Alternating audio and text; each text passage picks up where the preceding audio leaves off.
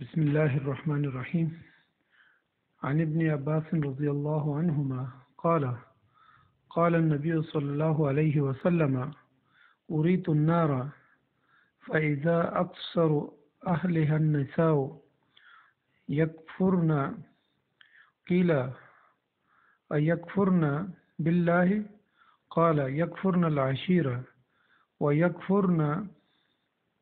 ويكفرن الإحسان. لو أحسنت إلى إحداهن الدهر ثم رأت منك شيئا قالت ما رأيت منك خيرا قط. رواہ البخاری. اس حدیث میں حضرت ابن عباس رضی اللہ تعالیٰ عنہما فرماتے ہیں کہ نبی صلی اللہ علیہ وسلم نے فرمایا کہ میں نے جہنم میں، دوزخ میں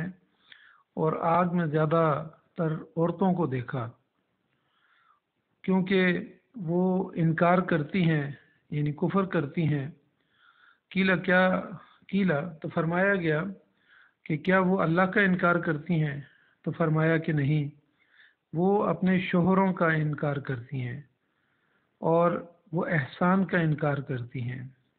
لو احسنت الی احداہن الدہر، کہ اگر آپ نے ان کے ساتھ ایک زمانے تک احسان کیا ہو، لیکن پھر وہ آپ سے کوئی چیز محسوس کریں یا اپنے مزاج کے خلاف کوئی چیز محسوس کریں آپ سے، تو جواب یہ دیتی ہیں ما رأیت منک خیرا قط، تو وہ یہ کہتی ہیں کہ ہم نے کبھی بھی آپ سے کوئی خیر نہیں دیکھا۔ اس حدیث میں عورتوں کی ایک نیچر کو بیان کیا گیا ہے کہ وہ انکار کرتی ہیں اپنے شوہر کے احسان کا۔ نبی صلی اللہ علیہ وسلم نے ایک اور حدیث میں فرمایا کہ عورتوں کی جب تک شادی نہیں ہوتی اس وقت تک وہ اللہ سے گڑ گڑا کے شادی کے بارے میں اور اچھے شوہر کے بارے میں سوال کرتی رہتی ہیں، لیکن جب ان کی شادی ہو جاتی ہے تو پھر وہ نافرمانی کرتی ہیں۔ اسی طریقے سے ایک اور حدیث میں نبی اکرم صلی اللہ علیہ وسلم نے زوجین کے حقوق کے بارے میں بڑی تاکید فرمائی اور فرمایا کہ اگر میں کسی کو سجدہ کرنے کا حکم دیتا تو سب سے پہلے میں عورت کو حکم دیتا کہ وہ اپنے شوہر کو سجدہ کرے۔ اس کے مد مقابل شوہروں کے بارے میں بھی فرمایا کہ آپ کی عورتوں کے آپ پر بڑے حقوق ہیں، اور یہ بھی کہا کہ اگر آپ اپنی عورتوں کو بالکل سیدھا کرنا چاہیں گے تو آپ یہ سیدھا نہیں کر سکتے، کیونکہ وہ پسلی کی طرح ہیں، تو ان کے ساتھ یعنی گزارا کرنا چاہیے۔ لیکن ساتھ یہ بھی فرمایا کہ جو شخص اپنے گھر میں اچھا نہیں ہے وہ باہر اچھا نہیں ہو سکتا۔ اس لیے یعنی دونوں کے حقوق اپنی جگہ پر متعین ہیں، لیکن یہاں پر عورتوں کے بارے میں، ان کی نیچر کے بارے میں بیان کیا گیا ہے کہ اگر ایک زمانے تک انسان ان کو نان نفقہ دیتا رہے، گھر بار دیتا رہے اور خوشحالی فراہم کرتا رہے، لیکن اگر اس کے اوپر احسان ہی کرتا رہے، لیکن اگر کسی وقت ان کے مزاج کے خلاف کوئی چیز محسوس ہو تو وہ یکدم انکار کر دیتی ہیں اور اپنے شوہر کا انکار کرتی ہیں اور اس کے احسان کا انکار کرتی ہیں، اور یہ کہتی ہیں کہ ما رأیت منک خیرا قط، کہ ہم نے تو کبھی بھی آپ سے جو ہے وہ یعنی خیر نہیں پایا۔ یہاں پر ساتھ یہ بھی فرمایا کہ یکفرن، کہ وہ انکار کرتی ہیں،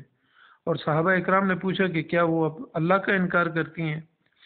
تو آپ صلی اللہ علیہ وسلم نے فرمایا کہ نہیں، اللہ کا انکار نہیں کرتی،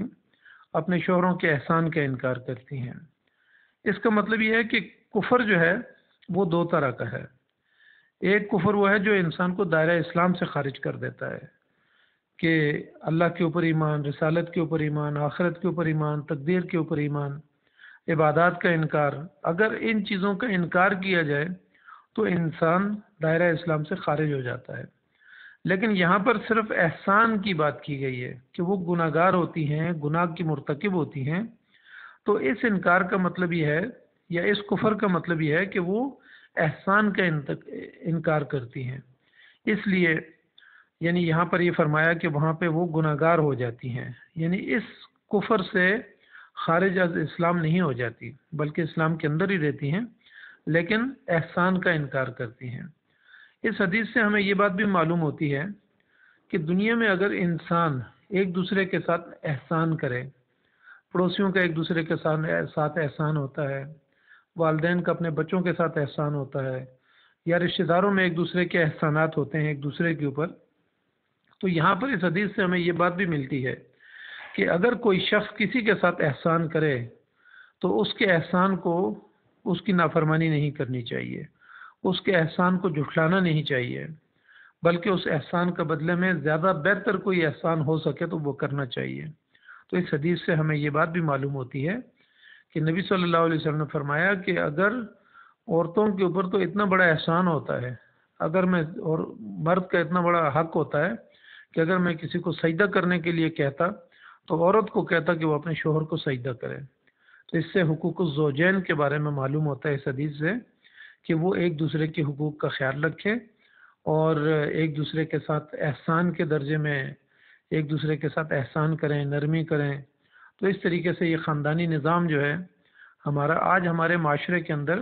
مغربی طاقتیں یہی چاہتی ہیں، ہمارا میڈیا یہ چاہتا ہے، ہمارا سوشل میڈیا اور ہمارے موبائل کے ذریعے سے آج یہی سب سے بڑا فتنہ ہے کہ میاں بیوی کے درمیان جو ہے وہ تفریق ڈال دی جائے، اور شیطان جس وقت سارے اپنے رات کو رپورٹ لیتا ہے اپنے شیاطین سے، تو سب سے بڑی جو شیطان کی رپورٹ ہوتی ہے وہ یہی ہوتی ہے کہ جو شیطان آ کے یہ کہتا ہے اپنے سردار کو کہ میں نے میاں بیوی کے درمیان تفریق کر دی ہے، تو وہ سب سے زیادہ پھر انعام اس کو دیتا ہے اور اس پر خوش ہوتا ہے۔ اس لیے خاندانی نظام کو بچانے کے لیے عورتوں کو اپنے شوہروں کا احسان ماننا چاہیے اور شوہروں کو اپنی بیویوں کا احسان ماننا چاہیے اور بچوں کو اپنے والدین کا احسان ماننا چاہیے۔ اسی وجہ سے خاندانی نظام چلتا ہے، عفو درگزر سے، پیار اور محبت سے، ایثار اور قربانی سے، اس کے ذریعے سے ہی خاندانی نظام چلتا ہے۔ تو اللہ تعالی ہمیں اس حدیث کے اوپر عمل کرنے کی توفیق عطا فرمائے۔ جزاک اللہ خیر۔ السلام علیکم ورحمۃ اللہ وبرکاتہ۔